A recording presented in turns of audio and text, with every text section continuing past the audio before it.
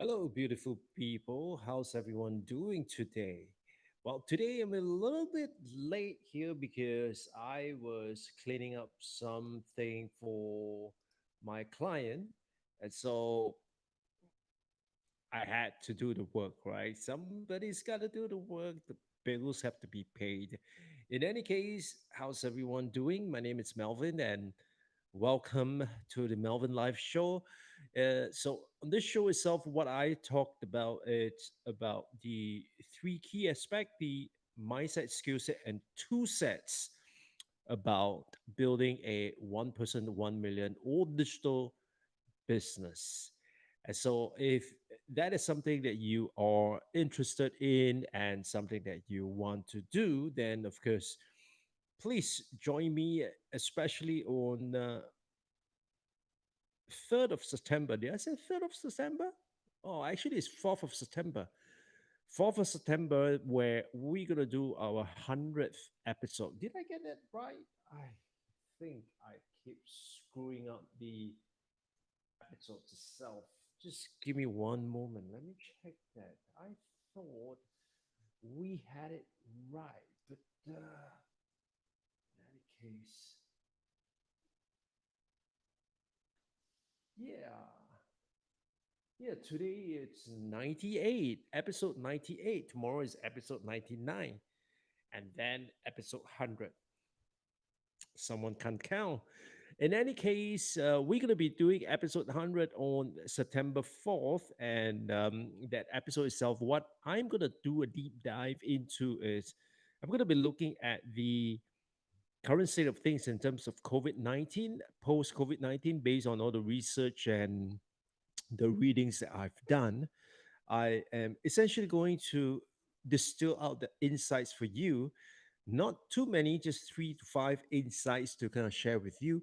And then based on that, to deduce my hypothesis. And with those hypotheses itself, then we are going to be setting goals and then looking at what are some of the factors that you and I can do in order to thrive in the new normal. Now, in case you're wondering, this show is sponsored by Catalytic Courses. So if you ever wanted to start or build or grow a digital business, then Catalytic Courses have all the courses that you need to get started to help you build and help you grow that digital business. Check out catalyticcourses.com for more details. Right. Okay, so let's get into today's episode itself. And today's episode, I have borrowed the title of today's episode from the schools. So, a little bit of a backstory is that I have been working for quite over like 15 years with the schools here in Singapore, and I am still working with the schools to a certain degree, much less now these days than what I used to do. These days, I'm more into corporate training and working with corporates in terms of leadership as well as strategy. And so that has always been my main focus in terms of strategy consulting. And yeah, and on the other side, I'm also helping people to convert whatever they know and what they do into an online thing so that it can be delivered digitally. And so hence that's why this whole idea of building a digital business, it's I think time is now, right? And the time is now for you if you ever want to pursue that.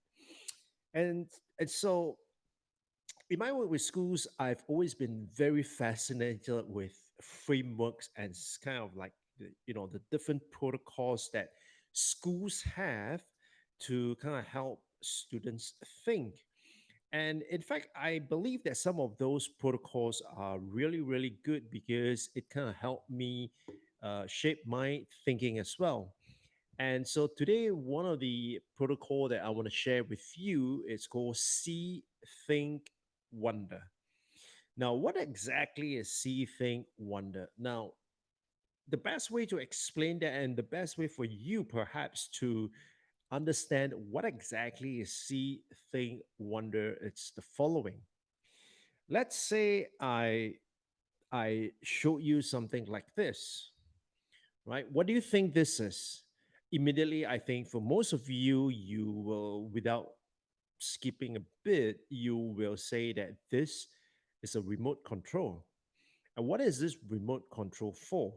Well, this remote control essentially it's to allow you to control remotely, hence the term remote control, allows you to control remotely your television or your audio system or whatever it may be, right? And so the idea of once you see this, you kind of know instinctively what this is. Now, great designs come into play, especially where you look at something, you kind of know what it is, but you are also fascinated because it's something a little bit new. So, like this AirPod Pro, for example, right? So when people first see this, they are like, yeah, I get it. These are earphones. But the whole idea about how this works and how this is going to change the way the earbuds industry it's going to do, it's something that's quite different. And so the question has arisen in the form of why is it that most companies kind of look at taking a particular something and kind of r- you know evolutionize their design itself, because if you look across most TV remote control, they all kind of look the same, isn't it? I mean, the you have the on off button, you have all the different switches, and even without reading a manual, you kind of instinctively know what to do. I mean, it doesn't take you too long to figure out how to operate this. But when you get something different, right? Like a while back, I have this BMW speakers, and it came with a really really fancy. I just can't find it now, so I can't show it to you. But it came with a really fancy remote control, something like an egg shape, right? So for those of you who have got like the BMW, um, Zeppelin speakers, you know what I'm talking about. So it comes in the form of a an egg, like an egg shape. And the problem with that design is that you kind of do not know which way to point to. And so sometimes you may end up, pointing the wrong way and then realize that, it's the wrong way, and hence that's why it doesn't work. And so the thing is that many a times for many of us, what happened is we instinctively kind of like see something, and almost immediately, within a matter of seconds or microseconds, we kind of know what that is. Like when you see like a camera, for example, instinctively you know what a camera, you know that that object is a camera. And well, with consumer goods, sometimes yes, it's probably good to not depart too much from the norm, because it's probably has evolved enough to find that sweet spot, or that optimal design that will give you the optimal performance. However, when it comes to other things, it can not only be dangerous to kind of assume that this is this is what it is, and so with that interpretation itself, go on to make your decision. And so, for example, a good example that I can think of right now in today's context is this. I got an email just this evening, and the headline says face to face trading it's back, right? Face to face trading it's back. And when I saw that email itself, it made me stop to think.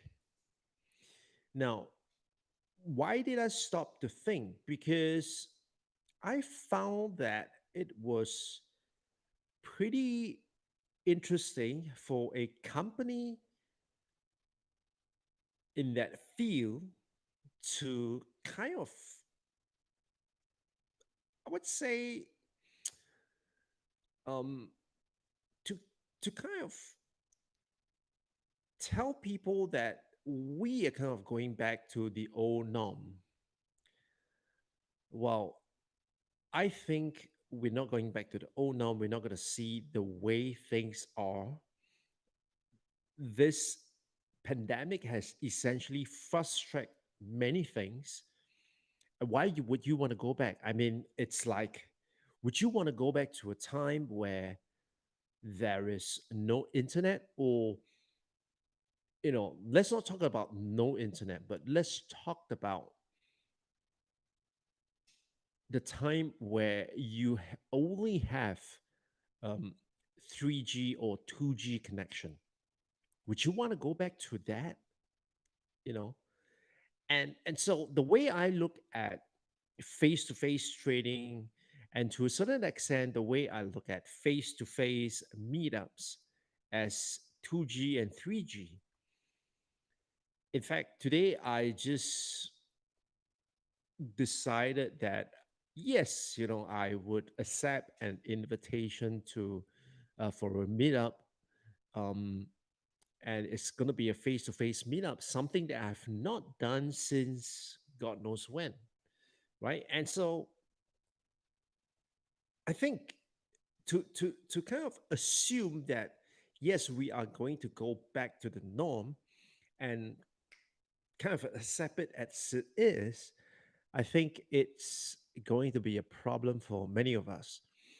And so the whole idea behind see, think, wonder is the following. Let's not be too quick to make a judgment, to make a decision, and to say that, oh, this, I've seen this before, this is what it is, and hence, because I've seen this before, let's do this the way we've always been doing it, right? And so that's why I believe that going forward, the whole idea of online learning, whereby you have recorded videos and self-paced and asynchronous training, for example, that's going to be a thing of the past. And so when you think about trading, essentially, you are going to have to not say that, well, I can't know how it is, and I am just going to do it based on the way I know how. It's going to have to be different. It's going to have to be different because the way that this whole concept and this whole idea, it's now not going to be the same. And so one of the things that I've always wanted to ensure that I do not take certain things for granted, I always remain to be curious, and always remaining to be on, and always being curious, always questioning, is to embrace this whole thing about see, think, and wonder. So when I see something, I do not immediately jump to conclusion or make the connection. Yeah, I mean, I get laughed at sometimes. People say that, what, you're slow. Um, and the truth is, I don't really care, because I think there is a need for us to be curious rather than for us to conform. Because some of the things that we kind of make that connection, when we see something and we make the connection, sometimes those connections that we see, uh, a result of conformity, because we have conformed to the way or to how other people have done things, and so we kind of thought that that is the way to be.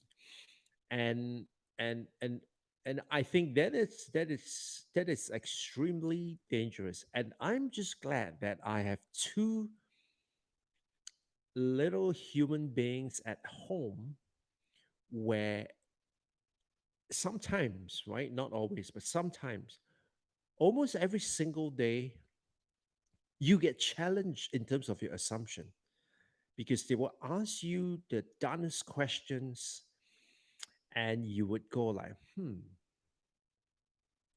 why didn't I think of that? And of course, we can brush them aside and say that, hey, you know, what do you know? You're just a kid. Um, and just tell them that, look, you know, this is how things are going to be done. Or we could, I want to say play along, but we could join them in that quest to, for me at least, is to rediscover. For them is to discover. For me is to rediscover.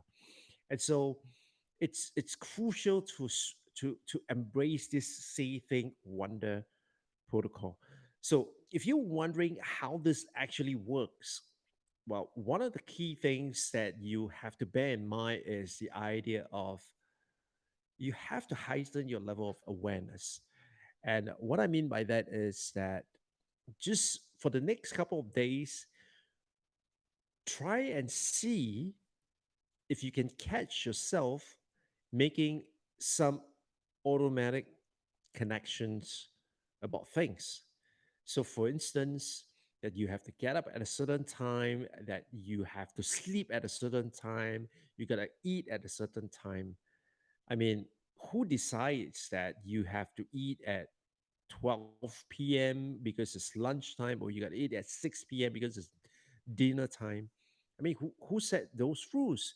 And why can't I wake up at 6 o'clock in the morning? And then because of the way that I function, I get tired at 11 a.m. And at 11:30, I take a nap. I mean, does it mean I'm lazy? You know? And so the whole idea with with this process itself, for the first few days, it's for you, at least for the first 3 days, is to want to catch yourself making some of this automatic connection, or linkages, or assumptions, right? Like, this is the time that I should do this, that I have to work 8 hours a day, or I have to do this in the morning, or I have to do that in the evening. You know, question everything, right? Question everything. So, but before you can question everything, so the first step really is to have that level of self awareness, right? Be self aware, and to see whether, for most of the things that you are going through in terms of your day to day activity, are you kind of, you know, assuming some things is the way it is because it has always been done that way? So that would be step one. Step two really is that once you have that level of awareness, then it's the possibility for you to think about changes. And when we talk about changes, essentially we'd say that, you know, what are some of the things that you could do differently, right? And when I say do differently, for example, it is where you want to think about, um, so in the past, I've always done it this way. Is there a different way? Is there a better way for me to do this? Or you may see something and you kind of, you know, very naturally um, gravitate towards a certain interpretation. And that's where you want to start questioning yourself and say that, you know, hey, it's is that even true? Right? And so those are some of the things that you can do. And of course, once you get the hang of it, the third thing that you can do is that you start questioning, other people's assumptions. And that is when things get really, really interesting, because it comes to a point whereby you kind of feel that, why is it that everyone is just conforming?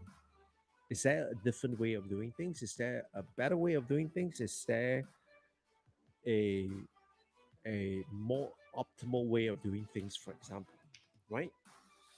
And so, you know, see, think, wonder. That's a really, really useful thinking protocol that you can use. Let me know if you have any experience with thinking protocols, for example, and